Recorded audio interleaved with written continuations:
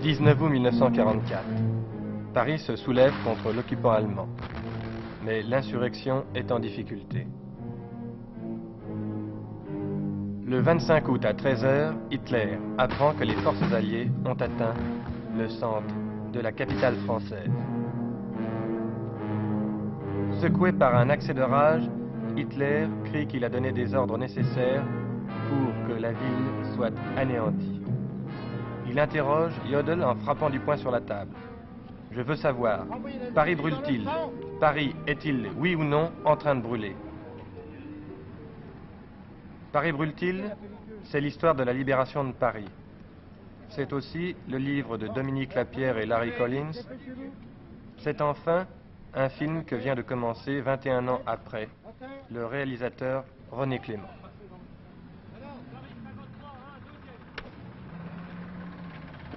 Et depuis quelques jours, de 5 h à 7 h du matin, les rues, les avenues de Paris sont désertes. La libération de Paris recommence au milieu d'énormes difficultés. Nous avons demandé à René Clément comment il avait accepté de faire revivre cette épopée, cette fresque inoubliable que fut la libération de Paris, lui qui avait commencé pour son premier long métrage par un film sur la résistance, La bataille du Rail.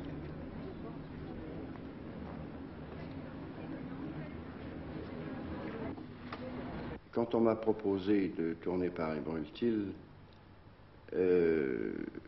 la production de M. Paul Gretz m'a quand même très tenté en me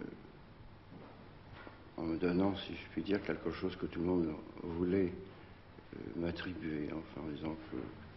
On vous a dit c'est votre film. Oui, oui. Si vous voulez, j'ai fini par accepter, malgré l'énormité du travail que cela représente, les difficultés, l'impossibilité presque totale de faire ce film aujourd'hui. Vous dites impossibilité presque totale, et pourtant vous faites ce film en ce moment. Alors... Oui, on le tourne quand même. Alors c'est là où j'ai une équipe extraordinaire qui a accepté le défi aussi. Nous sommes deux équipes. J'ai André Smack qui travaille avec moi, qui est un spécialiste de la deuxième équipe, qui est extraordinaire et qui comprend exactement mon travail comme si c'était moi qui le faisais, qui lui, de son côté, va participer par une sorte d'effet de contre-champ, n'est-ce pas, pour... comment dirais-je? Nous allons je vais créer une réalité et les caméras vont se jeter dessus.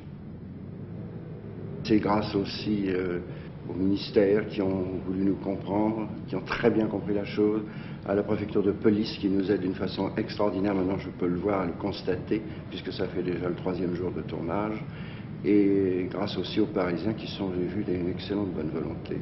Quel effet cela vous produit de revoir toutes ces pancartes, des choses comme ça? Ça rappelle des mauvais souvenirs. Vous trouvez que c'était nécessaire de faire un film justement sur cette libération de Paris? Oui, il me semble, oui. Pourquoi? Parce que beaucoup de gens ne doivent pas se rendre compte ce que c'était Paris à cette époque. Je sais pas.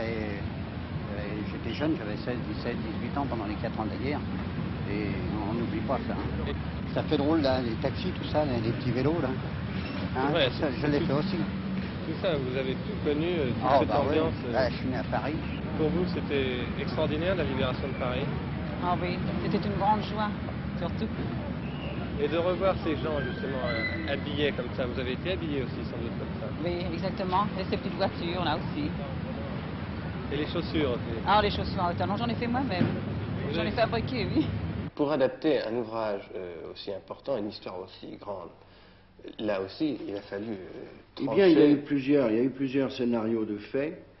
Il y a eu une tentative, justement, où la multiplicité avait été respectée comme dans le livre, enfin respectée pour une part, parce que s'il fallait faire le livre, ce serait un film qui durerait une semaine, ça durerait presque autant que la libération de Paris, et cela n'aurait pas été possible, ça aurait coûté un prix épouvantable. Donc la production ne s'est pas arrêtée à ce scénario-là. Il y en a eu un autre qui a été écrit par Gore Vidal et qui, lui, assure davantage cette idée de continuité dans les faits.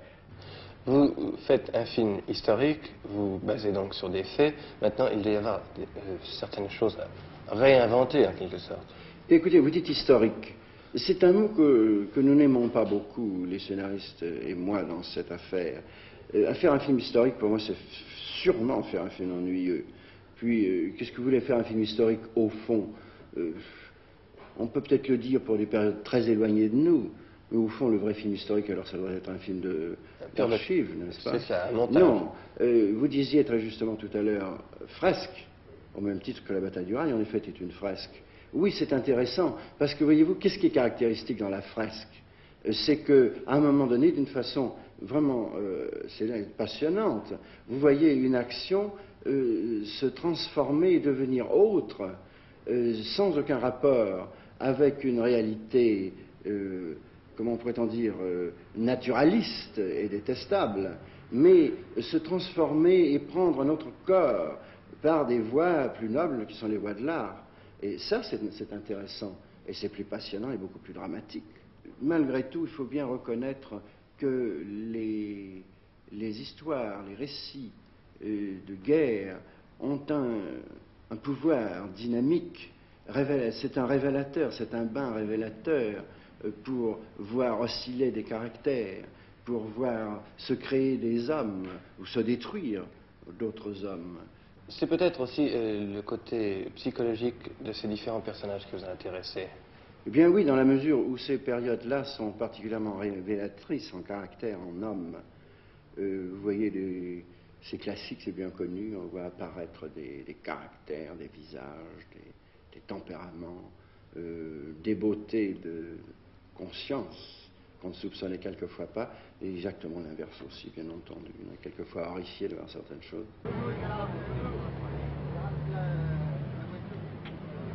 Je joue le rôle du capitaine Serge. Le capitaine Serge est un faux FFI qui, en réalité, est à la solde de la Gestapo et qui a vendu les 35 jeunes gens qui ont été fusillés à la cascade du Bois de Boulogne. C'est un ignoble personnage. Ce n'est pas difficile justement de camper un personnage aussi abject presque? C'est difficile parce que, humainement, c'est un ignoble personnage, mais enfin, d'un point de vue acteur, moi, ça m'est intéressant parce que j'ai pas tellement une tête de salaud, alors je suis beaucoup plus libre de jouer un salaud. Ça m'intéresse de jouer des personnages, enfin, qui ne me ressemblent pas. Partez! Ça va, c'est Serge. Cigarette? Merci. Oh, chic des Gauloises. Ah, mais ça commence bien. Les voilà. Ils sont tous des copains. On est du même coin. René Clément, quelle est votre attitude en face d'un nouveau film en général? D'être le premier. Alors C'est là... le premier, c'est toujours le premier, c'est terrifiant. C'est terrifiant. Oui. On a l'impression qu'on ne sait plus rien, qu'on a tout à refaire, tout à réapprendre, toutes les difficultés sont nouvelles. Quand vous avez fini un film et quand c'est le énième, vous vous dites, bon, maintenant quand même, je suis pareil pour beaucoup de choses.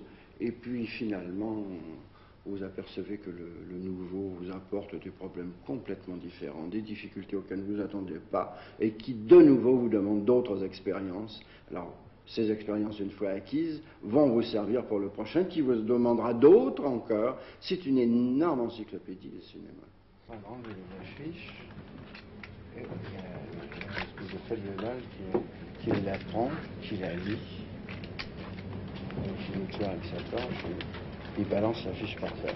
Et là-dessus, bon, alors j'ai le son off avec les bottes, et il marche, plac, plac, plac, plac, et disparaît, je suppose, par là. Vous allez ramasser une de ces affiches par terre, la mettre dans votre poche et fuir avec le vélo dans cette direction-là. Voilà à peu près le mouvement qui est à faire.